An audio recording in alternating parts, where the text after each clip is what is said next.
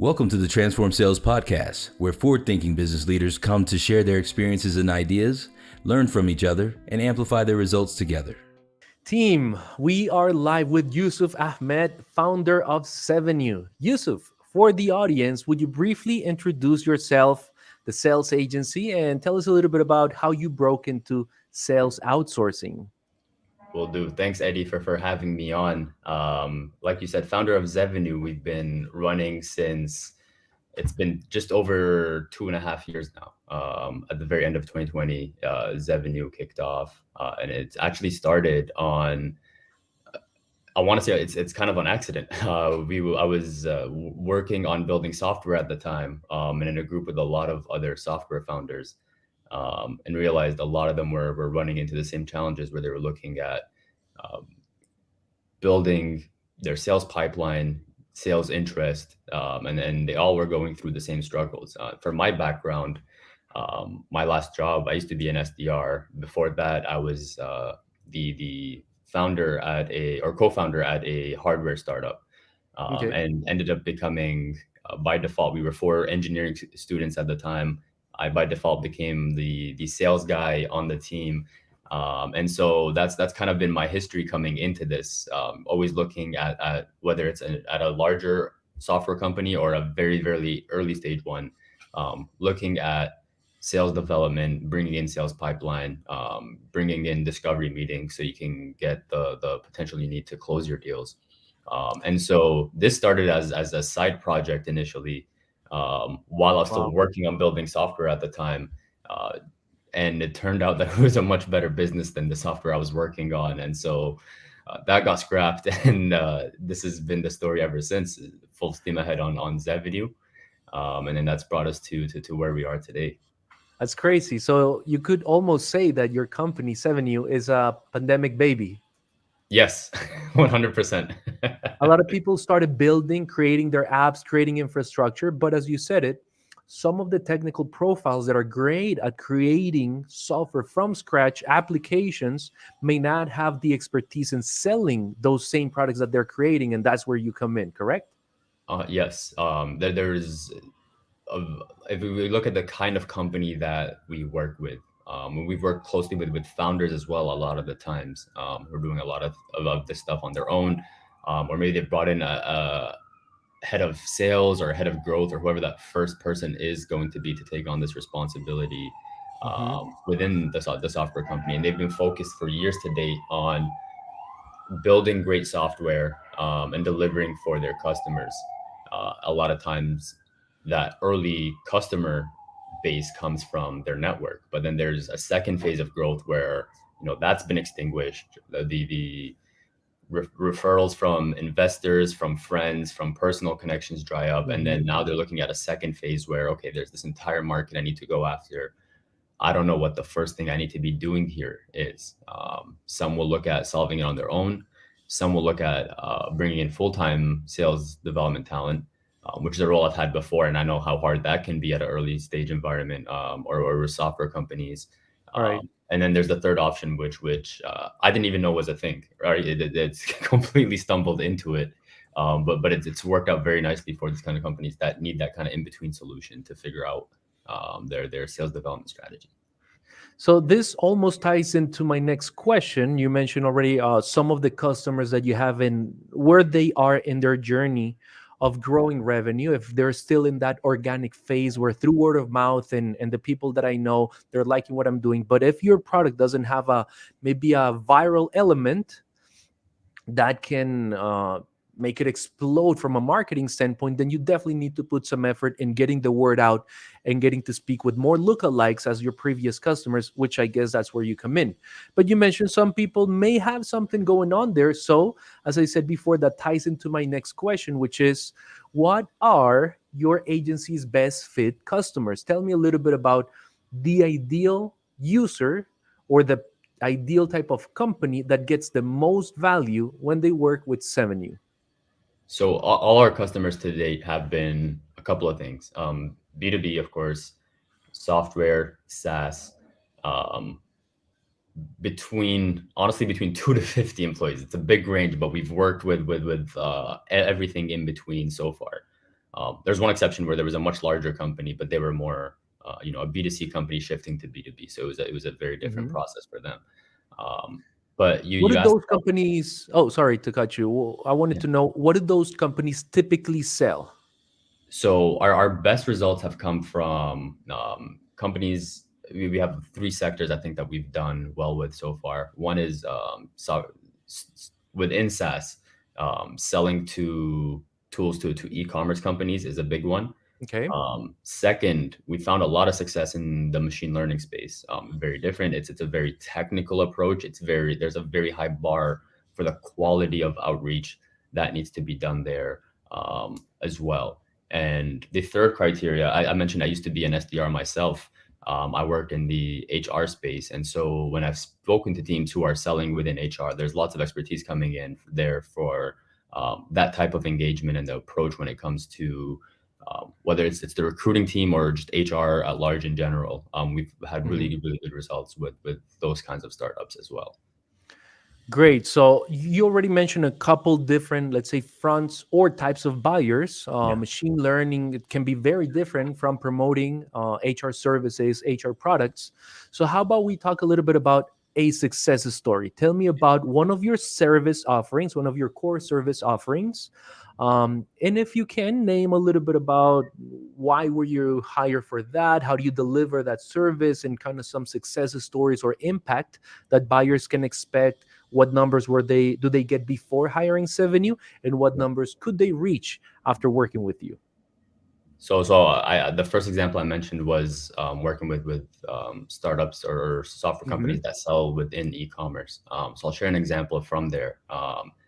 This is probably our longest engagement we've had to date, and this is a startup that came to us where actually I'll answer one more piece of the last question that you had asked. Who are Yeah, the best fit customers?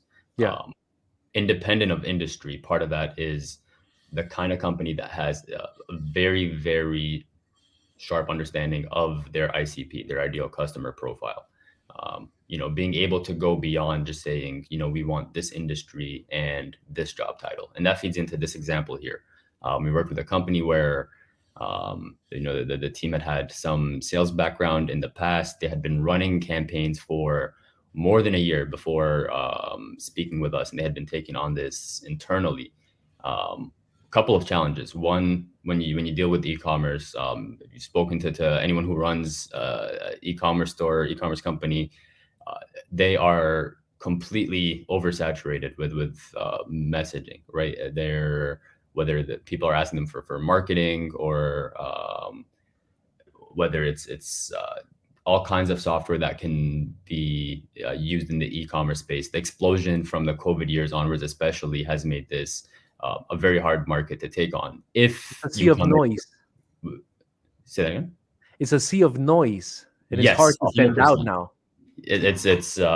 And that's the case if you come in with very average or undifferentiated messaging. So our whole objective here was what can we do to stand out and approach this very differently. So they had campaigns that where they got a lot of opens, um, but nothing was converting for them. And Mhm. so that's when the point at which they came to us. And we took a couple of steps. We looked at the ICP, of course. And then we said from this entire target market of all these companies you could be selling to, we had a research team go in and differentiate what makes a tier one customer for our client, what makes a tier two customer for our client, what makes a tier three customer for our client. And then we had our scraping team go in and double down on that and say, okay, which competitor are all of these customers or potential prospects using? And then we took a third level here, and then this is more of a manual step plus a little bit of scraping where we went in and I figured out what product specifically each of these stores were selling. So now we have three pieces of information, right? How qualified is this company? Which competitor are they using, and what do they sell? And based on that, we built very, very effective campaigns that were very tailored to each of the individual companies that we're reaching out to in this space. And if you don't cater down or individualize your messaging to that degree, Mhm. well, you see how it was for them in the year before they worked with us, right? It's very hard to break through the sea of noise, exactly You're as you creating mentioned. just more noise. Yeah, you're adding water to the sea if you're not specialized with your messaging. It's a terrifying analogy, but it's true. It's exactly that. You'll get lost, just like many other sales teams have been lost in the past. Mhm. So that Now, wasn't a go ahead. so just to recap, Yeah. you're saying your best customers so far have been ones that understand who their ideal target is, ideal company profile is. They can break their ideal buyers into a few different tiers for you to prioritize.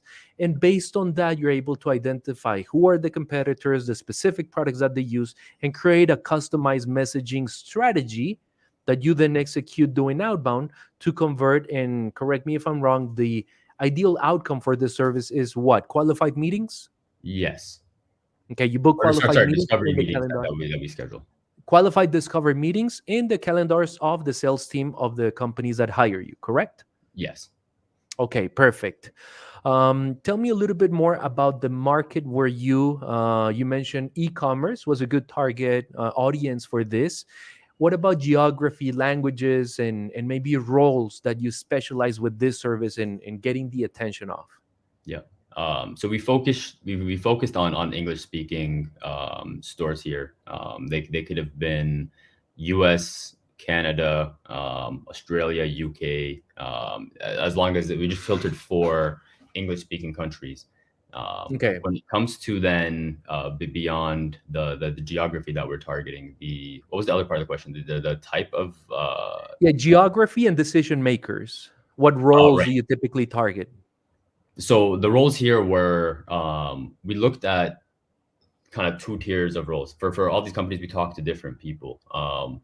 For some of the smaller stores, and we're breaking this down by either growth rates or the estimated revenue that they make per year. For some of the smaller companies, we're reaching out at the founder, CEO, COO level, because they're the ones who will be the closest to the process earlier on. Yeah, At the higher revenue targets, we're looking at the head of e-commerce, also the head of marketing, which was very specific for in this example for the type of outreach we're doing. The head of e-commerce a lot of times is very involved in improving the e-commerce experience, which a lot of clients will be looking for in this space. It's kind of the most flexible role that I think of that comes to mind. perfect. Now, just to wrap this up, this section of the success story, can you tell me a little bit about some results that you have received or gotten in the past for an e-commerce company? What were they used to getting before hiring Zevenue, and what are they getting as a result of working with you now? How many meetings? Yeah. So I don't actually have the number for what they had before. I just know that it wasn't working. That was the context I was given. We're the context I had is we're getting opens, we're getting There's no um, pipeline. We need help. but the pipeline was not there. That's as much as I know for before. We had worked like for if I give an example, there's a company we worked with where we worked for them for about 4 months. In that Mhm. time, we had booked 69 meetings, qualified meetings that went on to become meaningful deals towards their pipeline. Um, in that time, we also this was a unique engagement where we knew they were working towards bringing in a longer term sales hire, right? And so they had a timeline where they said, okay, by the end of Q3, we're going to be having a sales leader full time here, but we need to hit our targets in the meanwhile.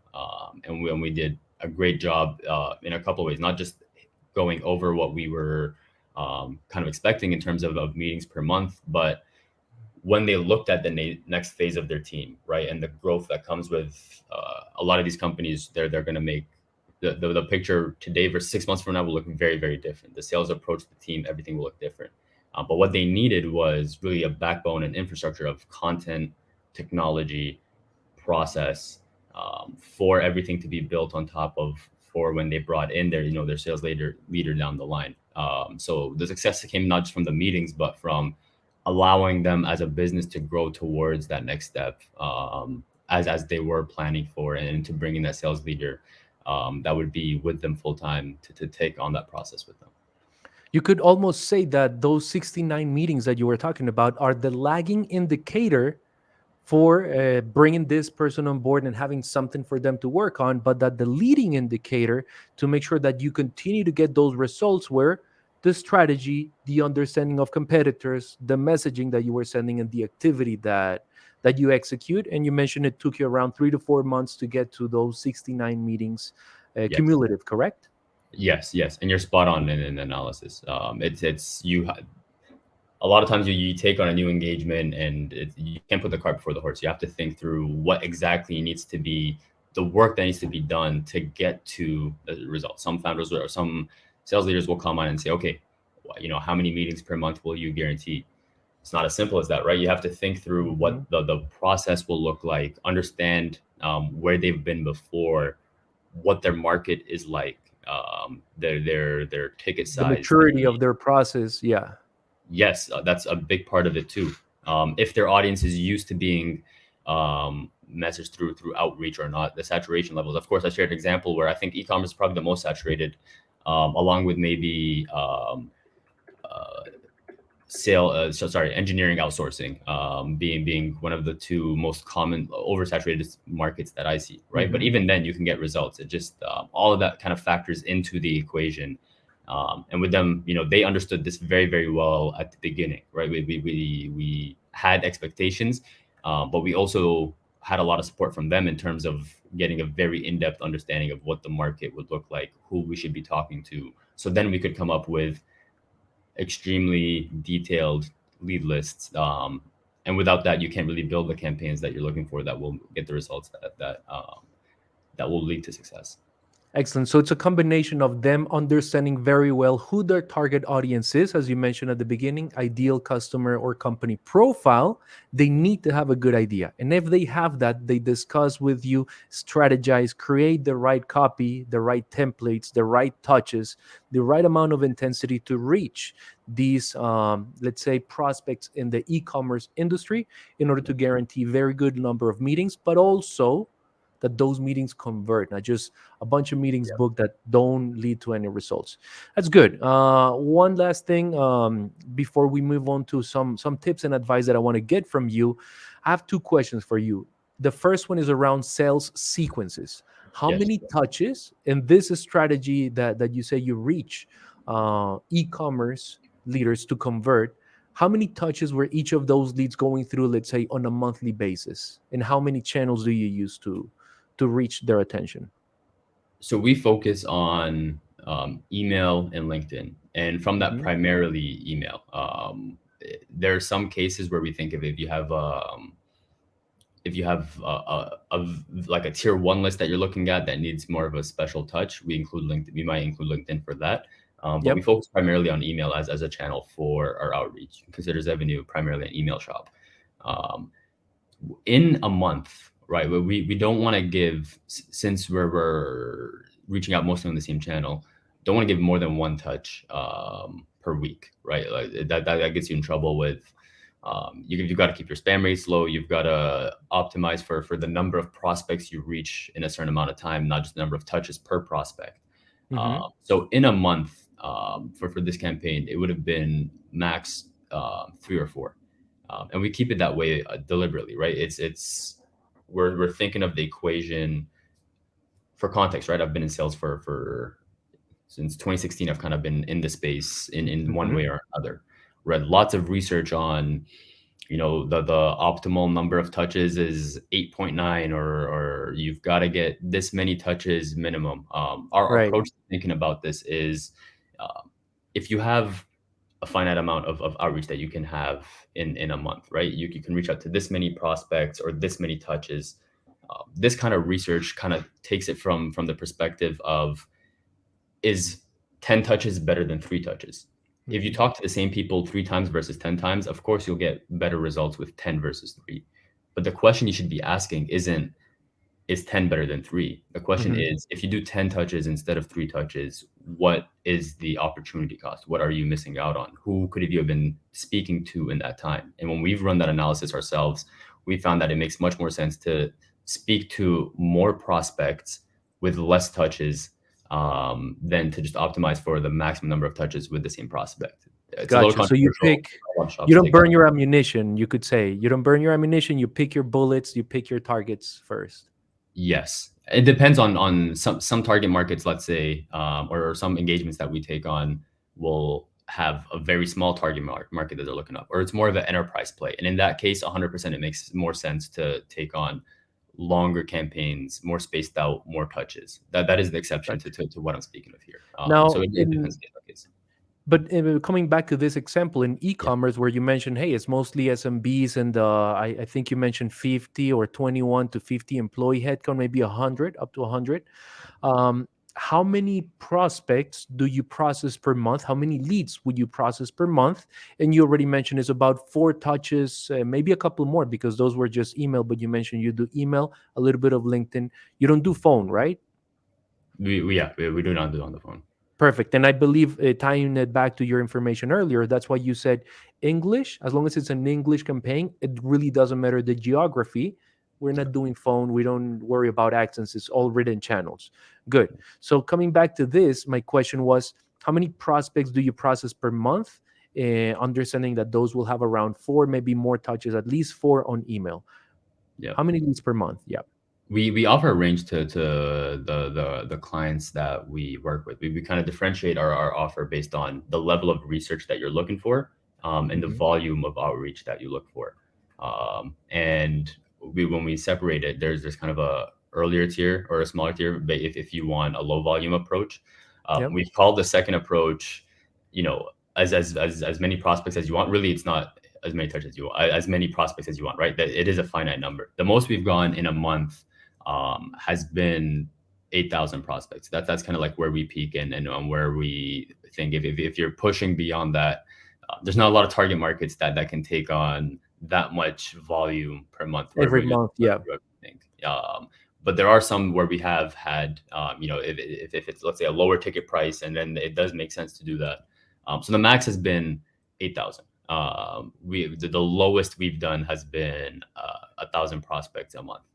And with every engagement we take on, we'd look at somewhere finding the balance between.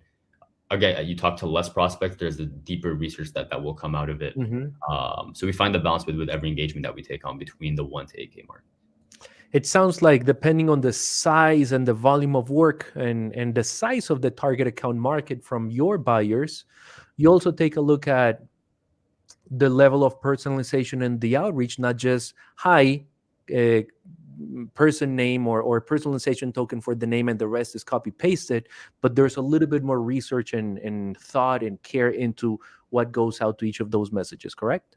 Yeah, I have strong thoughts on this. I used to be an SDR. I had a sales manager, of course. We did lots of personalization training. Open LinkedIn, spend 10 minutes, come up with the best email you can. Have been through all that. My thought now on this is, the most effective campaigns that we've had aren't the ones where we're focused on personalization either through some AI tool or through writing personalized content to an individual. Hmm. It's customization customized messaging through better research. It's looking at, in this example, for example, when we look at the example I've shared before, looking at understanding the product that they're currently using, understanding the differentiation between their current product and where its downfalls are, and how that ties into the Hmm. specific product that they like to sell. If you can take really, really good research like that, that's just one example. Other examples can be, um, it can be customization based on, they're hiring for specific roles, and that there's something missing there, that you understand exactly what the business need is more than the personalization approach, which is usually something like, hey, prospect X, I noticed you have this many recommendations on LinkedIn for this trait, or that you volunteered for this in 2012, which in my experience, it doesn't go as far as understanding the business on a deep level, speaking the language of the prospect and understanding their pain points before you even get the chance to get on the call with them. That's where we've seen a much higher lift through better research, better customization towards the business needs as opposed to personalization on an individual level. Gotcha. Like more a better crafted value proposition as opposed to, hey, I just noticed this online, so I'm reaching out, which is Yeah. the first, let's say, the Padawan level of the Yep. relevance and personalization in outbound. Good. And if you One asked me last this question. in like Yeah. 2016 or 2017, Eddie, I would have given you a very different answer, right? I was all about let me read their blog and find the perfect thing to reach out to them. But everyone has thought the same thing, right? Every marketing channel eventually kind of dwindles down as everyone gets onto it, and you have to be more creative, and then come up with new ways. And I think this is the newer, more relevant way to reach out today. The social selling game keeps evolving, and so do our skills if we want to stay relevant. Yes. One last thing here: how do you report the performance? Let's say someone is looking to hire you. What type of dashboards, reports, spreadsheets do you create for them? So every week, our clients get a Loom video.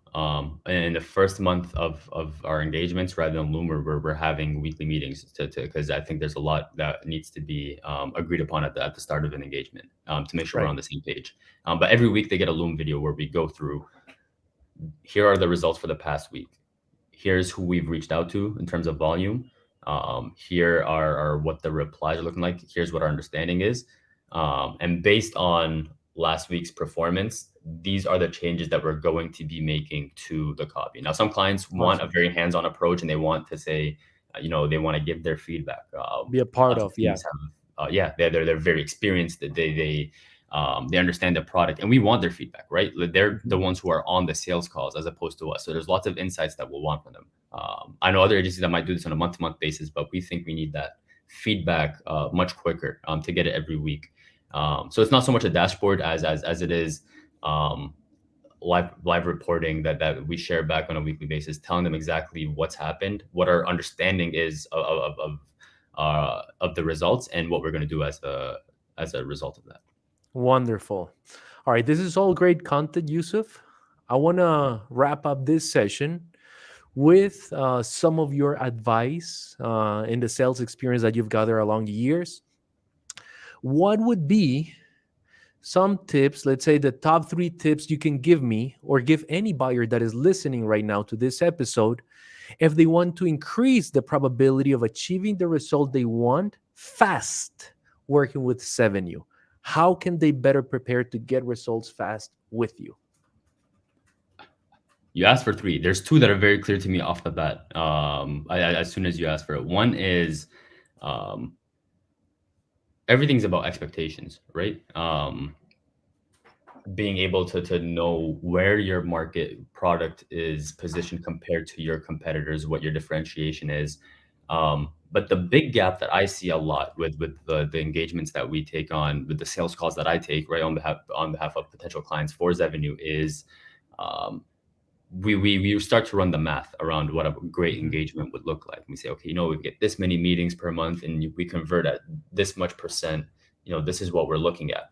The problem is, when we convert at this much percent, that number always ends up being extraordinary, right? There's industry stats on what average closing rate is, for a Mhm. founder, for an account executive, for someone who's new, for someone who's experienced. But the number I always hear from the engagements ends up being here, like extremely high numbers. And We the always close reason 30%. One in every three is a closed deal. and I've heard 80% before. I've heard crazy numbers all the time. And I think the reason is, a lot of times we end up taking engagements from companies that have had such a history of working within their network, within introductions, where they're Mm. very, very, very warm leads. And then suddenly they're Not looking cold at cold approach. Yeah. approach for the first time. But they're expecting to close deals at the same time, or they're expecting their first account executive to be just as good at selling the product as, the founders were, which never happens, right? Even if a founder is kind of the shy type, doesn't like selling that much, the product, the software has been a part of what you've done for so long, that, He can right? It's very, explain it like the palm of his hand, of course. without even trying, no script, no nothing. They're just talking, and then they're naturally engaging, and people feel much better when they speak with, a founder, compared to selling to a salesperson. That's just the reality of, 100%. of how things are. It just feels more authentic, right? So that's one very particular piece that I see again and again. It has never changed. And I always try to be very, very conservative when setting, forward looking projections in terms of what closed deals looks like. Because if they can't close the deals, then who gets in trouble, right? It comes back to the agency in the end. So you have to be able to set level expectations when it comes to that. The second is the best engagements. I've spoken about this, I guess, already while we've been speaking, but the best engagements we've had have been the kind of clients that have the best understanding of their market. Some engagements we take on have like we'll ask for all the context that we need coming into engagement. We do our onboarding. We ask all the questions we need to. Some clients will come back to us with they'll have sheets where they've compared their product on every possible feature level to their competitors. They've spaced out value prop 1, 2, 3, 4, 5, and then for Use each cases. person in their target market, it'll be ranked in terms of for each of their potential target markets, who cares about it the most. Teams that understand things on that level makes the outreach so much more effective, and much easier to experiment with, because now you're no longer trying to dig this information out from your outreach. You have a very good starting base, and you can kind of iterate your way from there into super effective campaigns. The scariest thing I can hear when talking to a prospect is, hey, Yusuf, you know what? We have this great piece of software here, and ask, who is it for? And they say, well, really anyone can use it. And then for them, they're thinking, their investors love hearing stuff like that. It means, oh, wow, massive addressable market, right? Trillions of dollars that are Huge in TAM. the TAM. But for us, that's the worst thing you can hear, because that means there's no history of kind of that customer development framework that's been done, which kind of trickles down into challenges when it comes to everything sales related later on. Those are the two biggest things that I think that we've seen clients do.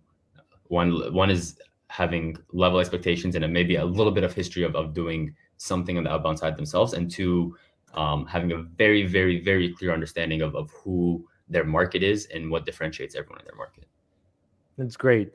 A lot of people only understand what their total addressable market is, and they don't know what their serviceable addressable market is, or serviceable obtainable market is, which is what we're talking about now. Who are those that are closer to convert, that if we speak precisely to them, we are going to have better chances of winning?